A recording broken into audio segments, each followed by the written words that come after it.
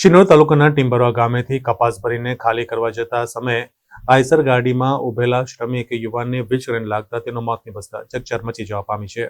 શિનોર તાલુકાના ટિમ્બરવા ગામે જીઈબીના થાંભલાનો વીજ વાયર શ્રમિક યુવકના ગરદનના ભાગે અડી જતા વીજ કરંટ લાગતા તેનું મોત નિપજ્યું હોવાની ઘટના બની હતી।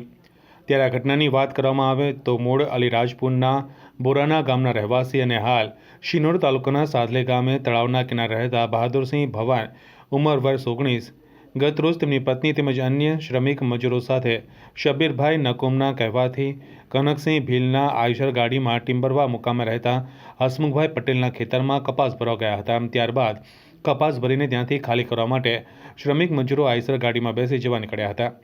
જ્યારે બહાદુરસિંહ ભવર આઈશર ગાડીમાં ઊભા હતા। આ દરમિયાન થોડા આગળ જતા શ્રમિક બહાદુરસિંહના ગરદનના ભાગે જીઈબીના થાંભલાનો વાયર અડી જતા વીજ કરંટ લાગ્યો હતો।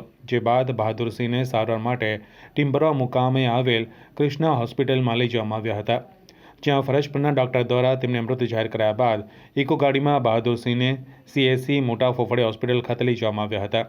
જે અંગેની જાણ થતાં જ શિનોર પોલીસ તાત્કાલિક સીએસસી મોટા ફોફડે હોસ્પિટલ ખાતે પહોંચી હતી। બનાવ સંદર્ભે આગળની કાયદેસરની કાર્યવાહી હાથ ધરવામાં આવી છે।